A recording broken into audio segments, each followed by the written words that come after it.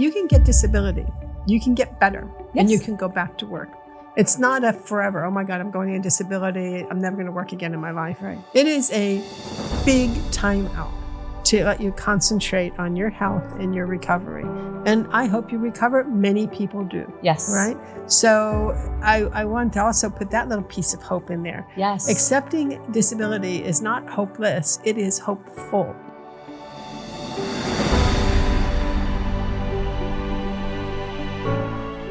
Welcome to the Hope and Help podcast, where we talk about science and science-based tools for fatigue and chronic illness.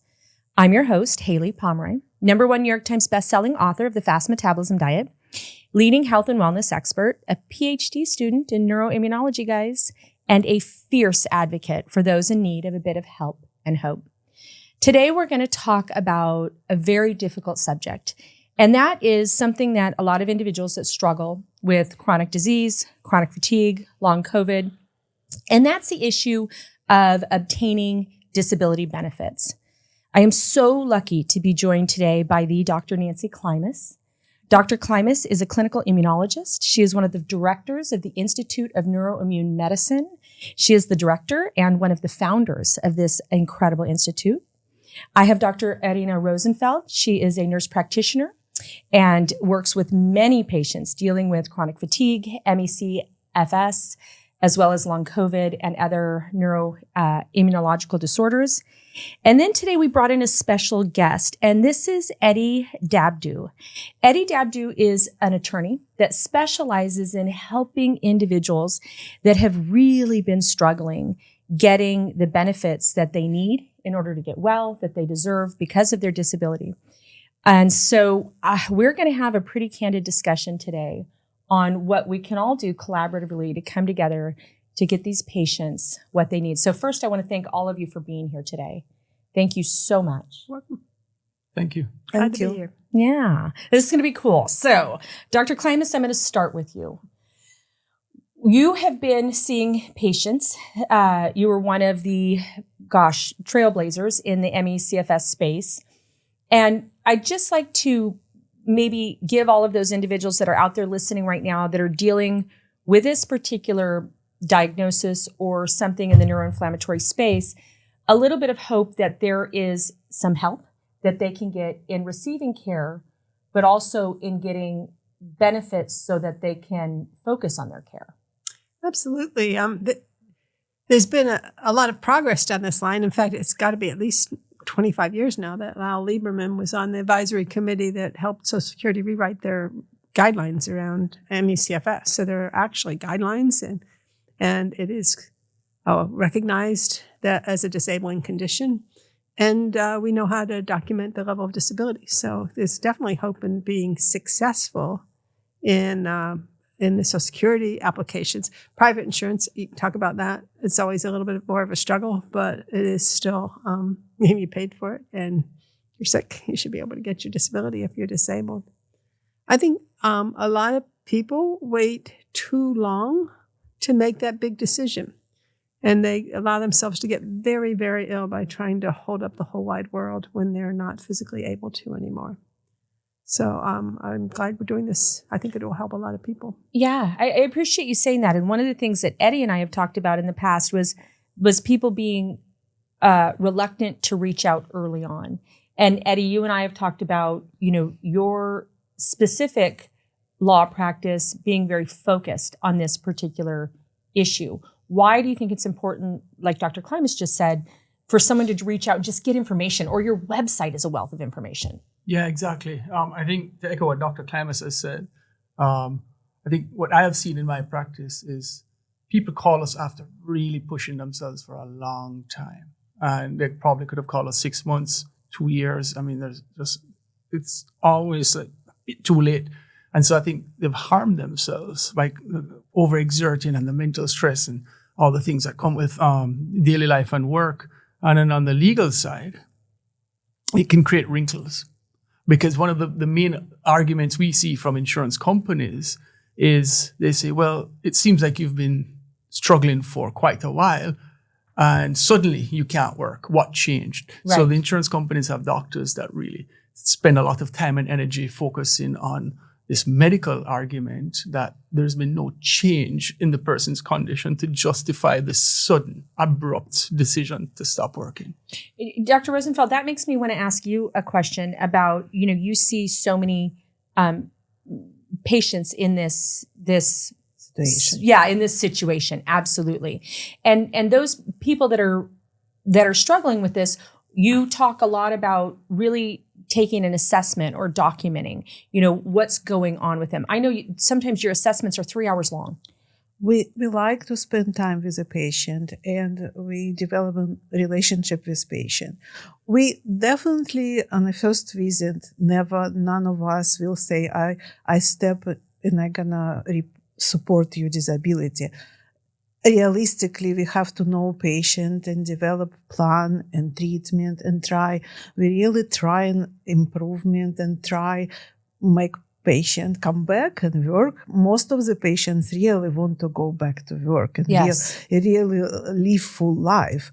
But we also in situation we can say patient that this is a time you have to think about disability. And in this situation, it's really important for us that patient pay attention to the illness, to the symptoms, record the symptoms, maybe report symptoms to us. This is how handy we have long visits and we have a lot of questionnaire documentation. We ask patient to fill out long papers and they may not always like it. But when time comes and we go apply for disability, in this illness, particularly with complex chronic illness with many symptoms, very subjective, if we document it, if we report it during the visit, and we have it in our chart, it's much easier for us to build our case and support with disability. That's a very great point, which is document. And also, I like to call it journaling, right? It can help us know where maybe there's the deficiencies, where the support is needed, but also where the support is made the most impact. Hey guys, it's Haylie Pomroy, your host. Right about now, you're probably struggling to achieve the health that you deserve, and you're just not sure what you need to do in order to get it. So what I've done is I've created a special link for you that will give you the nutrition and supplement programs that I use in my private practice to achieve amazing results for my clients and my community. Go to HayliePomroy.com/podcast. Plus, when you use that link, you'll get a 20% discount just because I love you. Again, that's HayliePomroy.com/podcast. Now, back to the episode. Dr. Klimas, this patient population is so scarily similar to the patient population that we're seeing with long COVID. Absolutely. Right. Yeah. Can you give us a little bit of, from an immunology perspective, from a history of disease perspective, what's the similarity? Why are we seeing that?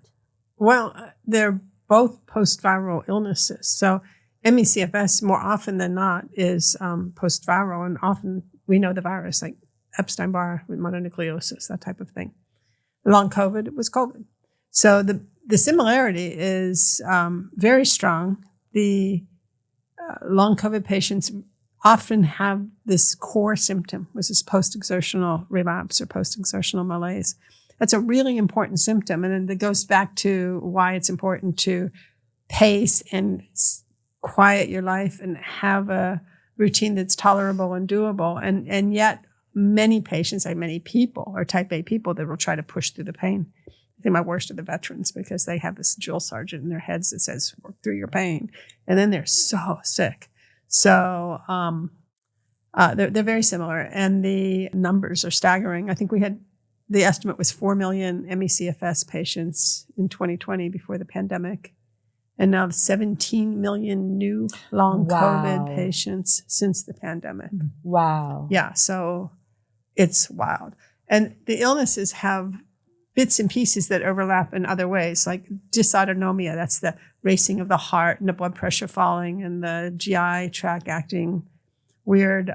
That's a very common symptom in both ME/CFS and in long COVID. And I think dysautonomia rates have quadrupled in the last couple of years. I don't know if you just saw the cover of National Geographic. this last one was POTS. I just love that the conversation is coming to the table, and it's about time. And I feel like there's a lot of people that have been in the MECFS space that are getting finally their moment, right? Of what worldly large public recognition that there is something physiologically going on in the body. Yes. That I'm going to say thank you to long COVID for that. Not that we ever wanted it or dreamed about it, but we knew the minute we saw COVID coming, we said, oh, here comes the train. Because we're like, this is going to be our disease. So we were primed for that clinically, right? We were primed to deal with patients that were coming in. Eddie, how did you see that as far as your system of approach for disability insurance with individuals with MECFS? How did you see that have that similarity with the long COVID client? Did you see similar needs or similar pushbacks from the insurance companies?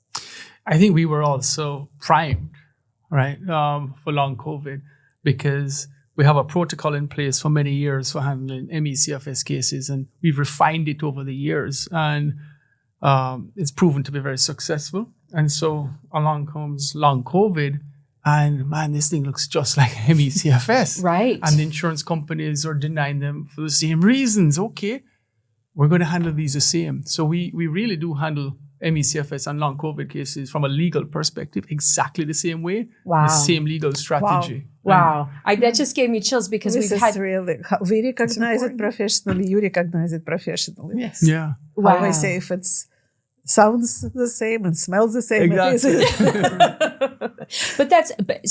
And I think we're often dealing with a similar patient population. I could be wrong, but we see a lot of very young people in the long COVID. We saw a lot of young people in MECFS, or we see as well, but maybe they're pushing through longer now. Dr. Cardis, can you help me understand that nuance a little bit? I don't know that I agree with you. I think we're seeing long COVID across the entire spectrum of life, fairly evenly distributed. Okay. More women than men, because more women get inflammatory conditions than men do, no matter what the trigger is. But still, a lot of men and women. What's happening is that it presents a little differently in younger versus older. We're doing that research now, and we'll have a lot better numbers. But for instance, in older people, it causes neurodegenerative illness to progress much faster. Ooh. So you'll have somebody with a mild cognitive problem, and now they've suddenly really got Alzheimer's. Yes. Right? That kind of full thing. blown. Yes. So that's the kind of stuff we see there. In the younger people tend to present with the dysautonomia as their first thing that they notice and the thing that's really knocking them off their feet. That's true in MECFS and in long COVID. Will you give me what I always need, pencils and crayons, description of dysautonomia? Yeah, big word for a simple concept. The autonomic nervous system is the adrenaline and opposite, the teeter-totter of the balance between your sympathetic nervous system, which is adrenaline, and your parasympathetic, your vagal nerve mediated things. So your blood pressure and your pulse go up and down based on these signals very, very quickly. So if I stand up, my pulse will go up and my blood pressure will adjust. But within a moment or two, it's very regular. In dysautonomia, I stand up and my blood goes to my feet and I'm dizzy and my heart is racing and it doesn't correct for not just minutes, but sometimes hours. Yeah. So it's quite different. If it's not recognized, it's actually patients feel a lot of anxiety.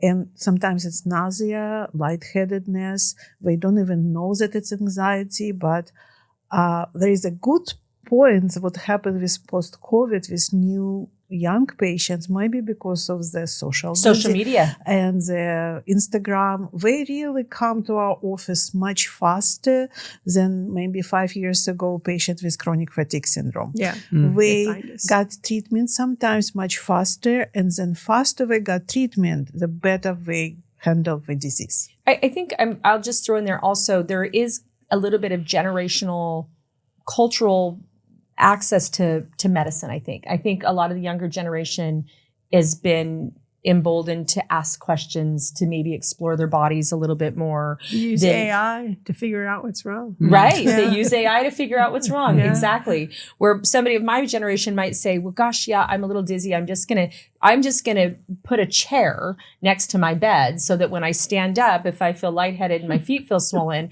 I've got the cure, which is sit down for a minute, then take a little bit of water, then add a little salt. You know what I mean? Where maybe we're not quick to do that. But I'm going to interject here because there's an important point about this dysautonomia that relates to disability applications. When your adrenaline is flying and your heart is racing and you go to the emergency room like that, you'll be diagnosed with a panic attack. Yes. Okay. Correct. It's not panic. It's dysautonomia. Yes. But now they have a psych diagnosis in their chart, and that can change everything in their disability pursuits. So it's really, really important to sort that piece out. Yeah, we're still battling that issue with insurance companies, and they have a incredible ability of finding physicians that are just willing to write reports, shifting the diagnosis out from the treating physicians. Right, you follow the diagnostic criteria. You've been following the patient. Like we just discussed, right? when we have fight, and we are hopefully we won, but they're misdiagnosing the patient.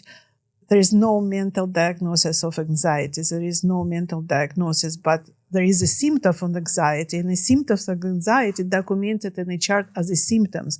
But then we have fight with insurance that there is no mental diagnosis of anxiety. I think that's a really important point, because I think what a lot of people don't realize is disability insurance policies, mostly, I'd say about 80% of them around the country, having their what's called a mental health limitation provision that limits payments of disability benefits to 24 months usually. Wow. So the insurance companies in this area of medicine that write these diagnoses, they like to shift it out to be a mental health illness. They can shove it into a mental health, then they're only 24 months. Right. And we're talking about chronic conditions sometimes people don't ever recover from. Right. And the insurance company could be on the hook for 40 years, depending on the age of the individual, 20 years, what have you. Correct. And now they're limiting payments to 2 years. So we've seen a lot of those. So I've seen that my entire career. So Dr. Rozenfeld, if I hear you correctly, what you're saying is that sometimes anxiety or maybe even a panic attack could be a symptom of something in the pathophysiology, in the physical body that's going on. And the end expression could land you in the hospital and diagnosed with a panic attack. Mm-hmm. But that's not what's wrong with the body. It's the wrong diagnosis. Mm-hmm. So to untangle that, we generally have to get a psychiatrist to come in as an expert and say, I don't see panic. I don't see anxiety. I don't see depression. This person has something else going on. And then we come in and say, and we know what that is. Right. Here's the biology of that. Well, and even I'll just share when my daughter had viral reactivation, everybody kept asking her, because she was exhausted. And given her age, she was 22, and everybody said, well, are you depressed? And she said, well, this is depressing. Exactly. But no, I'm not depressed. What do I have to be depressed about? This is depressing. This is ridiculous. Well, I think internally at the law firm, we have 8 attorneys, and we all talk about this. The insurance company is trying to categorize a disability as a mental health condition. And it's very disingenuous because almost all of our clients, guess what? They become depressed and anxious because they're struggling with a medical condition that has really robbed them of their occupation, their ability to earn a livelihood. It's put a strain on their family, their personal life. It's life-changing. So, of course, disability and anxiety can set in various degrees. That's what I've seen. But if you turn the coin on that and you say, I have congestive heart failure. Yeah. Here's my heart. It's lousy. Boy, am I depressed about that. Yeah, exactly. Would you only give me 2 years of coverage? They're not permitted to. Right. By law. So. Or cancer. Yeah. Yeah. Or a fracture. In this case, we have to explain that comorbidities, chronic fatigue syndrome, post-COVID, PADS, all kind of different variety of autonomic dysfunction, they make patient to feel anxious, and this is not mental illness anxiety. So we have to explain it, but we even have to explain it to patient that they understand, and the more we understand their illness, it's better control of illness. Hey guys, it's Haylie, your host. I wanted to bring to your attention the possibility of coming in and doing a study with us. It is called the COVID UP study, and UP stands for Understanding the Post-Viral Phase. You have to be local in South Florida. There are 2 phases of this study. Let me give you the phone number. It's 305-275-5450. And the email is INIMresearch@nova.edu. We are currently looking for patients that are dealing with post-COVID, long COVID. We have 2 phases of that study. Please contact us and see if this could be an opportunity for you to get the care and information that you need. Hola, soy la doctora Ana Palacio, de la Universidad de Miami. Me encantó participar en el podcast de hoy y quería invitarlos a considerar el estudio COVID UP. Este estudio está tratando de determinar por qué las personas no mejoran después de COVID. Si les interesa saber más de este estudio, por favor llamen al número 305-275-5450 o pueden escribir al email INIMresearch@nova.edu. Les agradezco mucho su interés y los vemos la próxima vez. So there's a case for a patient going on disability as a tool for getting better too, correct? Well, it's about pacing. So if you go back to the illness for a moment, it is an illness of energy production. Ooh, okay. Right? There is only so much, is it glass half full, glass half empty. But if you keep draining that glass, there is nothing left in there and you will crash. You will absolutely fall apart. So many of our patients who are able to look inside and see what's going on can find that pacing balance where their life is okay. It's not great. They're not going to have the big career they thought they were going to have or any of those types of things, but they are having a good enough life. So I'm going to give an example. I have a patient who's a big muckety-muck in the financial world, like a really big one. And she's on disability now. And she's okay. She was so sick when she was trying to hold all of that world. She was just terribly ill. And more things were happening to her. We were just throwing on more and more comorbid things because she was getting sicker.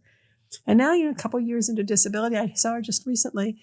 She's kind of chill. She's okay. She's found her pace. She's living in a place that doesn't cost as much as before. And she's been able to downscale her life to live within the means of her disability, which is another thing. No one goes on disability to get rich. Right. It is not much money. No. Right? So true. So that this idea that people call these folks lazy or, they're going to get something for nothing. And I'm like, have you ever tried to live on a Social Security check? Oh, no. You still have to live on the couch of your brother's the private house. Disability insurance payments are less than what they were earning when they were working. Those Who old wants policies that paid you like you were still working are no longer. Nope. So when we sit here and we think about that, it sounds so asinine, right? That a person would want to do this, willfully and not reluctantly, right?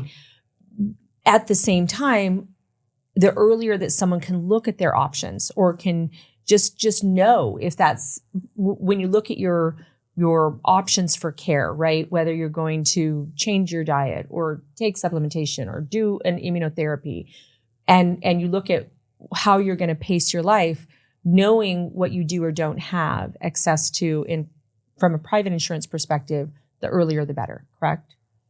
On the legal side, I think that's a definite yes. Yeah, if they're disabled. I mean, there are people with these illnesses that aren't disabled and sure. they've found a balance.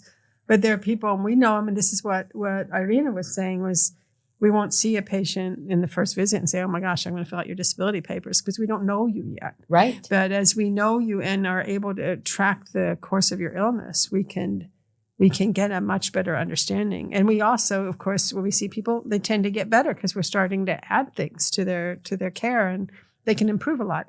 But there are people whose lives need to be quieter, gentler, stable, and not have the pressure of trying to do a job, even a virtual job. So, and that's another thing that we could talk about, which is how to adapt a job to try to make it more doable. But from physiology point of view, the patient who start pacing and slow down in way professional life and make arrangements and have understanding how we control their symptoms. We start learning about heart rate variability and what the importance of the sleep, and we really monitor their symptoms. We are able to have less crash episodes. And evidence shows that these patients will be improving and they will manage their life better. And the patient, when they is in a constant crash and push and trying to overcome this illness by ignoring the illness, usually it's not good outcomes. So at some point we try to educate and treat, but at some point we recommend patients that you have to slow down from the work, you have to control how much you go to work, and we recommend to go for disability. Maybe not for long, maybe they recover somewhere, but they do have, some patients have really, it's a type A personality, plus they have a very demanding jobs. Yeah. And in this case, they risk their job, and it's actually adding stress. So there is sometimes disability is really important and for recovery possibly. For recovery, yeah. Right. And sometimes we see people that burn through their vacation time, their sick time, they'll do everything that they can to try to maintain that, and until they've got nothing left. Correct. And they get fired. Yeah. And now you got a great big problem. Yeah. Because they had disability when they were employed. Right. Right. That's right. So it's terribly important. Another, I don't want this to come off as sounding we're telling everyone to go off and get disability. We are not. They're not. No. I mean, 25% of our very sick population that we take care of, and we do take care of the sickest people, they're on disability. Not everybody. No. But when you need it, you need it. But waiting until you're getting fired. I always give the lawyer example. This is the best example because lawyers work in billable hours. So you can say, okay, before you were sick, how many billable hours did you have? And say 60. And so how many hours did you work to get 60 billable hours? 70. I said, okay, how many billable hours do you have right now? 20. How many hours are you working to get 20 billable hours? 40 at least. 70. Yeah. So, that shows that trying to do it, working hard, putting in the hours, and you're still not achieving. Well, be the boss for a moment. I had this guy that was on a path to partnership, 60 billable hours, ready to go. And all of a sudden, 20 billable hours, what's going on there? And that person is no longer on any kind of path, right? Yeah. And so you say, that's not uncommon to hear that kind of thing, And we get calls like that exact description. And we have to then reconstruct this ability to show that the reason they were fired is because of poor performance, and the reason they had poor performance is because of disability. Sick, right? And so we have to kind of take this backward look at the entire case. And the insurance companies love to make the argument, well, too little, too late. You no longer have coverage. Right. Not the ideal situation legally. Not impossible. We've dealt with it, but not the ideal situation. And I think anytime you're dealing with something big, the more you can stack your odds in your favor, right? The more likely you're going to have a positive trajectory in your health. And that's what we want, period. That's what we're holding out for. That's the hope that we have for every patient that walks through the door. Why is it so difficult to deal with insurance companies? Why? So I have had a lot of clients that have utilized attorneys, right, to help them. And it's been life-saving because you can fight the legal fight while they fight the health fight, right? But why is it so difficult? I mean, you should have a policy. You should read your policy. You should submit, and it should be done. If it were only that easy, I wouldn't have a job, right? Wouldn't that be great? We could all go do something else. I think it's a cynical answer, but the reality is that the insurance companies are very good at collecting their premiums and awful at paying out claims. Got it. So internally, we see which insurance companies are approving for which conditions, what age groups, right? We kind of have that information over 20 years. And what we see is some insurance companies go through cycles. Right? There's an insurance company now, which I shall not name, for the last 5 years has practically approved no one. Wow. And we have to take them into court. One by one, because you can't class action. Correct. That Why is can't the you class worst. action? There's a law against class action. So Dr. Klimas is right in there. So it creates this environment where they're incentivized to deny all these claims. And if you think about the cases that come across my desk, there's just a fraction of the cases out there in the country. So even if I'm successful ultimately on my cases, the overwhelming majority of the cases that they're denying, they're pocketing the money that they should be paying these people. Right.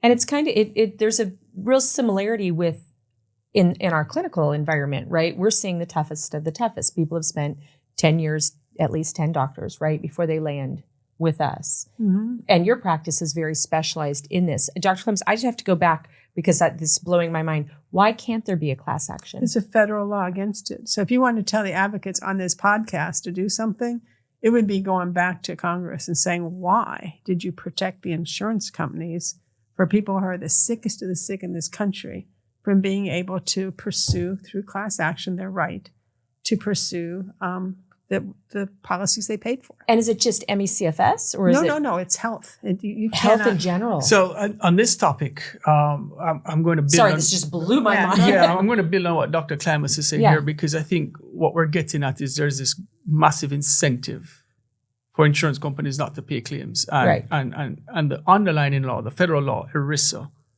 that was passed by Congress in 1974, stands for Employee Retirement Income Security Act. The intent and purpose was to provide incentive for insurance companies to go out there and issue more health insurance policies, disability and life insurance policies, and charge per premiums and insure working class Americans.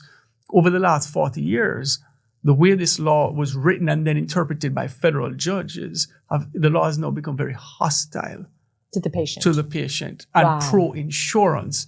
Just to give you one of many examples, most of these cases has a very difficult standard of review in federal court called the arbitrary and capricious. And what that means is, if I am representing one of Dr. Klimas's patients, and Dr. Klimas, Dr. Rozenfeld, they have provided good evidence that my client is disabled, and the judge says, yes, Mr. Dabdoub, your client's disabled, I agree with you.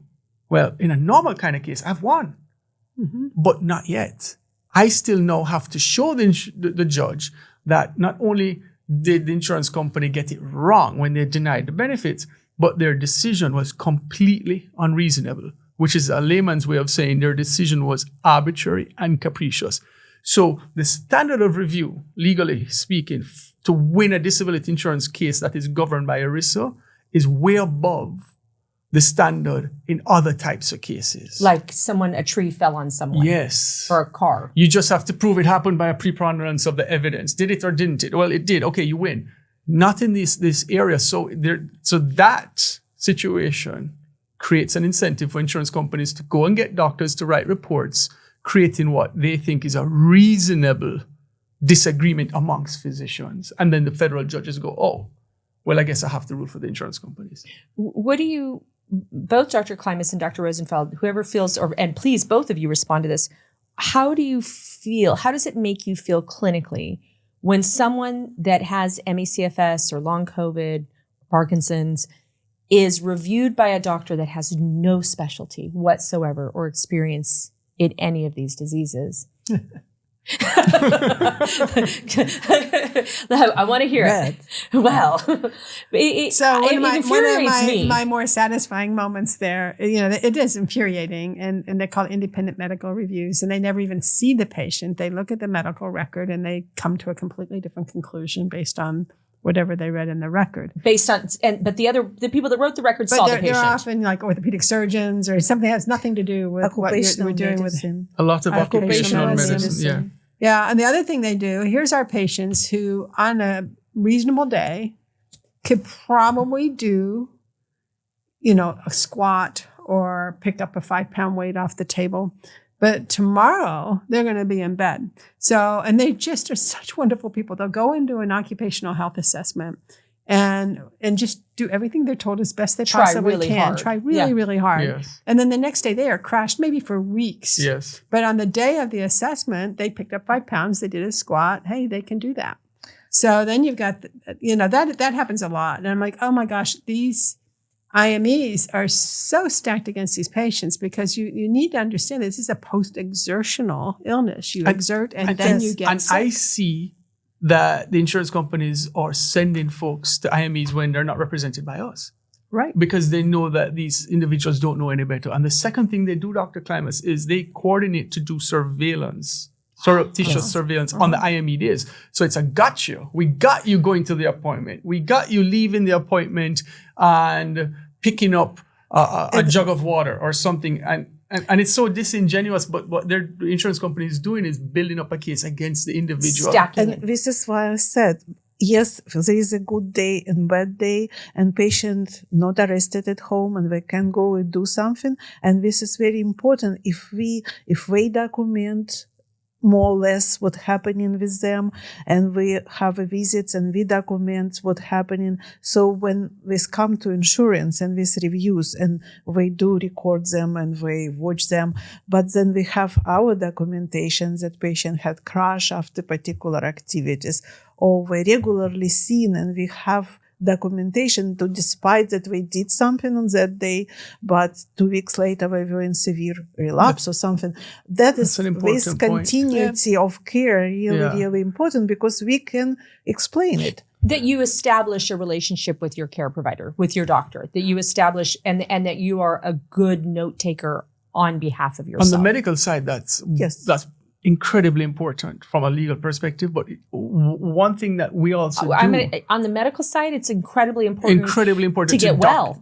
And on the medical side, it's incredibly important to inform the even though our docs spend hours with their patients, you still, people come in with weeks of data, you can analyze that. If it's just how are you feeling today, especially with this particular type of disorder, and then it sounds like from a legal perspective, it's invaluable. Well, it absolutely is. And we can also bring in the spouse. Yeah.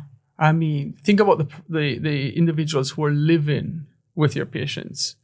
They are witnessing this firsthand. And so what we do is we construct a case where, is everybody lying? Is my client lying? Is Dr. Rozenfeld lying? Is my spouse's, my client's spouse's lying? And the employer. You polarize it. The insurance company has to, accept that this is really happening to this person, or the person has somehow come up with this elaborate scheme of 10 and have duped participants, some of the best physicians into going along with it. It makes no sense. Yeah. We can recommend patient to actually avoid this regular functional assessment and request cardiopulmonary exercise test, which is 2 days, and we can document that on the second day we're going to have severe cognitive symptoms. This is one of the, I recommend patient to not go for that functional assessment and do a test with us, with the exercise physiologist. Also, we see in it in documents which we got eventually come us back from the lawyer, and there is all the notes from different doctors. I will see my name multiple times, and somewhere between it will be actually recording of the assessment of insurance company. But there is one assessment the patient leaves the home, but there is a 10 assessment patient was seen by the doctor. So it's still, we can win. Yeah. We can prove that's something. So it's such a small population of our patient base that needs to have disability services, right? Or have disability insurance award. Mm-hmm. But those patients need it. I mean, it's not questionable.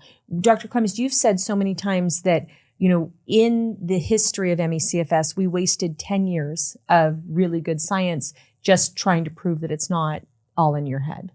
Absolutely. The first 10 years, I think I might have mentioned this on a podcast once, but there was an NIH State of the Science where I was the only person presenting the entire day that was not a psychiatrist. That was extraordinary. But that was around 1990, and it sort of turned around 1990. It started flipping around because the advocates were able to go to Congress and say, this is essentially not fair. You need to actually do some work, improve some of this. And it just basically started turning because advocacy works. But when we deal with the population of our practice, the smaller aspect of the population of our practice, and we have to start dealing with a disability attorney or IME, things like that, it feels like a flashback to me of that time long ago. Do you want to hear a flashback? Yeah. I was in London for a big meeting in June, and I was asked to give an interview at a national thing. And I was told that the very doctors that in 1990 I was on the podium with, the very doctors back then have crafted a term called functional neurologic disorder. And they put long COVID and MECFS into this category.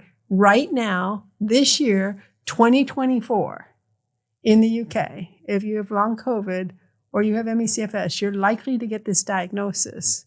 And where are we? We're back in the 80s. I'm not shocked that's coming out of the UK, though. Yeah. When you think about the history. Yeah, they had a nice guidelines. on and all that. So what is it? Functional neurologic disorder. What does that mean? It means it's all in your head. Oh.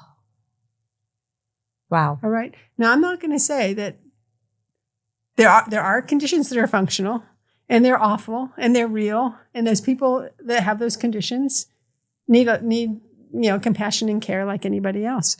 But to take an illness that's so clearly biologic, again and again and again, biologic. I mean, the long COVID people, we're only a couple years into this, and the science is staggering what we've learned in long COVID. It's just extraordinary. So, and that's because, I'm going to say it again, advocates went to Congress and said, there's 17 million people with this new condition that's taking them out of the workforce and they're sick. Would you do something? And they put $1.15 billion into the NIH budget to address long COVID. And now, 2 years later, we have thousands of excellent papers coming out of that effort that have taught us an awful, awful lot. They're leading to clinical trials and hopefully effective therapy. We were saying earlier, it had to take a pandemic. It took a pandemic. It took a pandemic. And we're hoping MECFS will catch on the coattails of that because there's overlap, biological overlap. It's not 100%, we don't think. But we're certainly learning things that will matter for MECFS. And there's now an effort to create a category called post-infectious illness, right?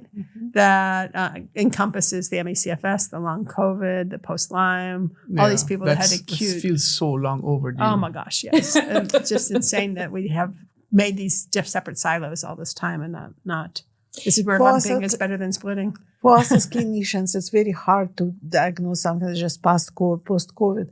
After 10 years seeing patient with MECFS, you kind of feel it is MECFS. Exactly. And it's always hard to why it's just post-COVID. It's MECFS at this point. And then when the person gets a new infection, right, like with COVID, if they've had a positive Epstein-Barr virus or a historical viral infection and they get a new infection, can that sometimes push a patient backwards that was starting to do well? Yeah. Sure. Yeah. So it's really important, Eddie, what I've heard you saying is that it's really important that physicians that see these patients are really well versed in this particular type of patient. The immune issues that happen, the inflammatory issues that happen, the post-exertional malaise. Both Dr. Klimas and Dr. Rozenfeld, is it also important if a patient is dealing with a disability attorney that they have an attorney that specifically understands this patient? Yes, this is important. And why? The symptoms of this illness, it's not just fatigue and post-exertional malaise. One of the significant symptoms, it's a cognitive problem. The difficulty with focus, difficulty with concentration. The patients are very bright and patients can be very highly qualified in their work, but that illness makes them to not being able to perform for 8 hours at work. And so the symptoms are very specific, usually for disability. I think it's only CDC, the The CDC criteria. CDC criteria is the most used for Well, I think disability, right? And that's in the Social Security. In Social Security. And what about in Context. private insurance? Well, we're going off of the definition of disability in that insurance policy, which varies. Okay. But usually it means unable to perform the substantial and material duties of your own occupation for the first 2 years. After 2 years, you have to be unable to work in any gainful occupation. So this makes it important that the physician or nurse practitioner, clinician needs to understand the symptoms of the disease to make this claim. And of course, you need to pick the legal representation that will also understand this particular illness. Because then, Eddie, you've got to go and educate a lot of these, maybe even a judge that doesn't understand this patient profile. So one of the reasons why your practice is so specialized and you're not taking everything and everybody is because you're going really deep into each individual case's care and educating everybody on it. Is that right? That's right. If I step into the courtroom on an MECFS case, I'm going in there as an attorney, but also as an educator to the judge. Because I am going in there assuming, as has been my experience, that the judge is not familiar with the disease at all. Got it. And I don't want the insurance company to hijack the narrative on what this illness is. And Dr. Klimas, there's not always a physical representation of this disease where maybe an attorney might settle or even individuals without attorneys that receive an offer of settlement, right, from their insurance company. They don't have an attorney that is helping them navigate this. It might help them dig out of a little bit of a hole, but not really give them what they need or deserve when they're struggling. So it's not uncommon for someone, as I said, to work to the point where they can't, and they're missing a lot of time and a lot of income, and now they can't pay their mortgage, and now they apply for disability, and there's delay because that's another tactic, and now they're really broke, they're losing their house, and someone comes in and says, I'll give you 2 years of your disability payment if you'll just sign on this line, but you're never getting another nickel. And you're like, 2 years, that'll get me out of this hole I'm in. But you forget that the rest of your life is still ahead of you. Right. And so that is that's so common. I mean, I think that's more common than not that the insurance companies come in and try to settle this claim. And the patient, of course, is optimistically hoping, well, if I got some time off, maybe I get better, all the way better. And then and so they talk themselves into it, and now there's the 2 years later down the road, they got nothing. It's a huge risk. Yeah. I want to say some patients would have to come back broken, just very, very distraught because we went for this peer review for some evaluation, independent, and it was not favorite for them. It's not end of the road. That's actually, you can find another and you can request another evaluation. And I do have example with my patient when we had a lot of crying and a very distraught patient, but then we request another evaluation and there is another whatever specialist and see through and help. So it's not necessarily always end of the world. End of the line, yeah. And end of the hope. I want to give positive. That's a good point. I get a lot of phone calls from folks who come to me after the insurance company has denied their claim, either through one of these independent medical examinations by an insurance company doctor, which is an oxymoron in my mind, or what they call a peer review physician by a doctor who has no training, education, or experience in this field, but just means we have to get to work. We can fix it. So I think the biggest takeaway from this for everybody that's listening is have an advocate for yourself. Make sure that you explore all of your options, right? Whether that's your options clinically, your options legally, your options from a support perspective. Do so as early as you can so that you're not depleted, right? Not just financially, but physically, emotionally, all of that. And know that even if it's not going well right now, that there are people out there. That's why we wanted to do this podcast, is to show people that there are ways that we want to help you. There are ways that you can have success in your health journey. This is a long haul and we're all in it with you. And the hope here is that you will reach out, that you will find advocacy through your doctor, through your practitioner. If they are not on your side, next. If next person, next opportunity. Because this is something that takes a lot of energy and effort. And we all see that some of the brightest, strongest, most resilient individuals struggle with this. And one other thing I don't think was said, which is you can get disability, you can get better, and you can go back to work. It's not a forever, oh my God, I'm going on disability, I'm never going to work again in my life. Right. It is a big time out to let you concentrate on your health and your recovery. And I hope you recover. Many people do. Yes. Right? So I want to also put that little piece of hope in there. Yes. Accepting disability is not hopeless. It is hopeful. Yes. Such a great point. And it's a good opportunity to put yourself first, focus on your health instead of expending all your energy at work and life. You are expending your energy on trying to recover. And so disability can be that bridge, that timeout that a lot of people need. And we've had clients that want to try and return to work, and we encourage them. And there's a way to do it where if it doesn't work out, Dr. Klimas, we can get them back on disability, right? Because the disability insurance policies from work are tethered to employment. So one has to be careful that they don't try to return to work, get fired, lose insurance, can't get back on claim. So what we do is we tell the insurance companies, our client is going to make an attempt to return to work. Keep the insurance claim open, and we make sure they do. So there's a right way to do it. Yeah, there's so many rules that I would have no idea how to navigate. Medicare has the same deal where you can be have your Medicare disability, and you can work with a caseworker and have a test employment. And they'll even do 1 day a week, 2 day a week, let you come in real gently and see if you can pull it off or not. Dr. Klimas, when you said Medicare, did you mean Medicare or Social Security? Social Security. Social Security. That's okay. That's perfect. So and that's different, Eddie, than private disability insurance. Okay. Yeah. And you specialize in the private disability insurance. On the private side. I used to work closely with Lyle Lieberman. Yes, yeah. Wonderful. Yeah. Excellent. Excellent. Yeah. Okay, great. I just want to thank all of you for being here. I know that you're incredibly busy helping the people that you see, Eddie, in your office, that Dr. Rozenfeld and Dr. Klimas that you see in clinic. But there are thousands of people out there that don't have access directly to you on a daily basis. And so coming here and talking to everybody, I think, is going to make a huge impact. So thank you. Thank you all for being here. Thank you. Thank you.